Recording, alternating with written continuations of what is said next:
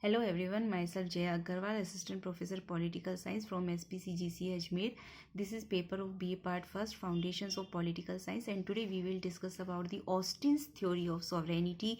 So John Austin, an eminent English jurist, explained his theory regarding sovereignty in his famous book Lectures on Jurisprudence. According to him, here comes the definition of sovereignty according to Austin. If a determinate human superior not in the habit of obedience to a like superior receives habitual obedience from the bulk of given society, that determinate human superior is the sovereign, and that society is a society political and independent, including the superior. So conclusion can be seen as first one is sovereignty always resides in the determinate person or in a body of persons. Second one is it is absolute, indivisible, and unlimited in both the cases, internal and external. Next one is a society without sovereignty cannot be called a state. Next one is the determinate human superior is the only lawmaker. His commands are laws, and without him the state can have no laws. And next is the determinate human has no rival of equal status in the state, and nor does he obey the order of anyone. So these are some characteristics or features, or these are the outcomes. And next one is criticism. First one is this theory is against popular sovereignty. This theory is deadly against Rousseau's concept of the general will, which is the very basis of democracy. Second one is it ignores the power of public opinion and political sovereignty. Austin's concept of sovereignty ignores the claim of public opinion and political sovereignty, and Austin's determinate human sovereignty is superior to all, and he exercises all the powers he has. And so Austin's theory ignores the massive influence of the electorate, public opinion, and the political sovereignty. Next one, it does not reside with the determinate person in the federation.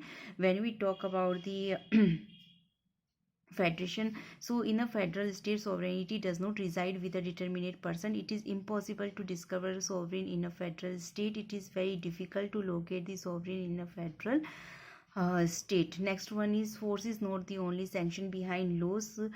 So force is not the only sanction behind laws. The will of the public is also a sanction behind the laws. And next one is this theory makes the sovereign completely absolute, and but in practice it is not possible to become completely absolute. And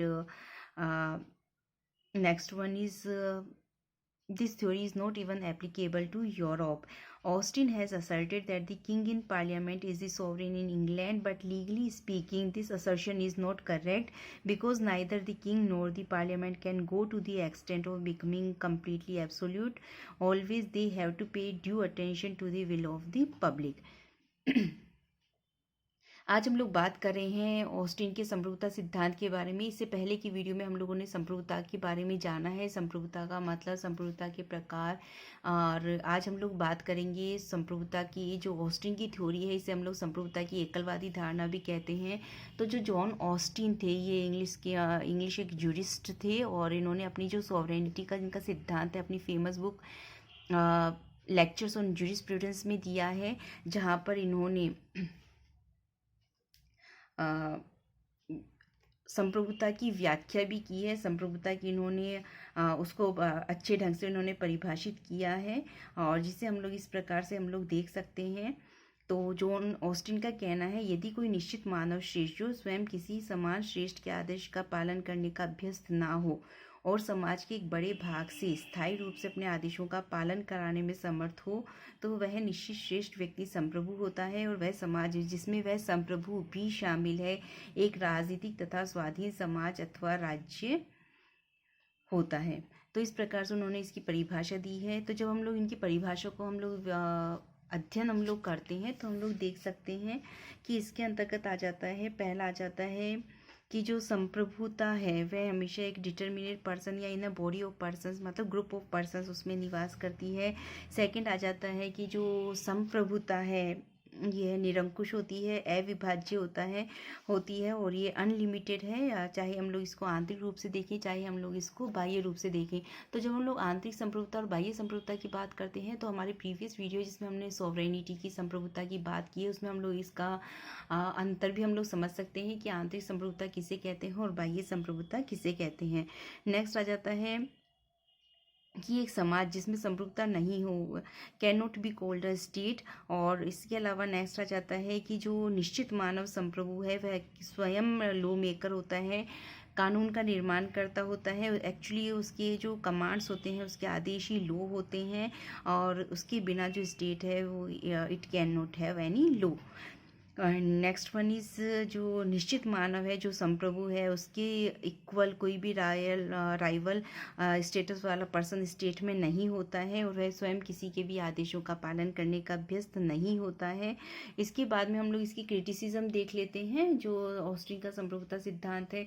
तो पहला आ जाता है कि Austin का जो संप्रभुता सिद्धांत है यह है पॉपुलर सॉवरेनिटी, लोकप्रिय संप्रभुता के सिद्धांत के विरुद्ध है, जिसे हम लोग रूसो की कॉन्सेप्ट है जनरल विल जिसका कि मेन आधार है पॉपुलर सॉवरेनिटी, तो ये उसके विरुद्ध है क्योंकि उसको कोई भी इम्पोर्टेंस नहीं देता है।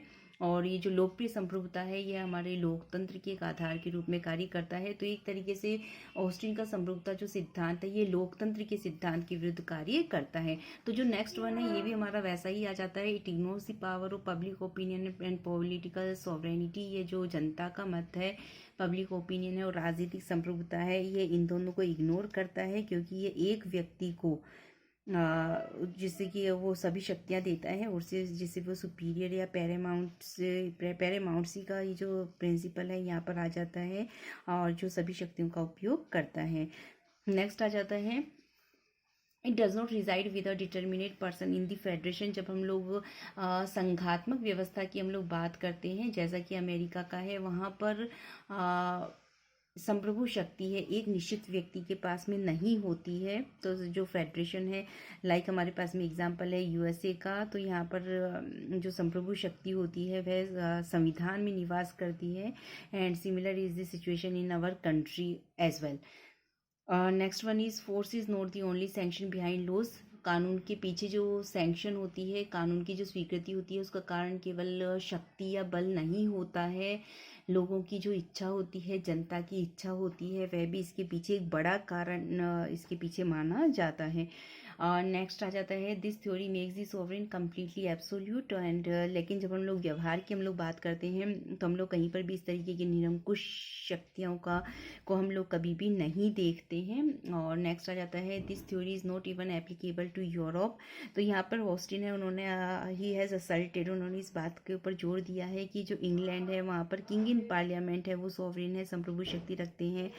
बट लेकिन अगर हम लोग लीगली हम लोग इसकी बात करते हैं तो ये करेक्ट नहीं है, सही नहीं है, क्योंकि वहाँ पर जो किंग है या वहाँ पर जो पार्लियामेंट है, सम्राट, या वहाँ पर जो संसद है वो इस तरीके की कोई भी एब्सोल्यूट पावर को वो लोग यूज़ नहीं करते हैं।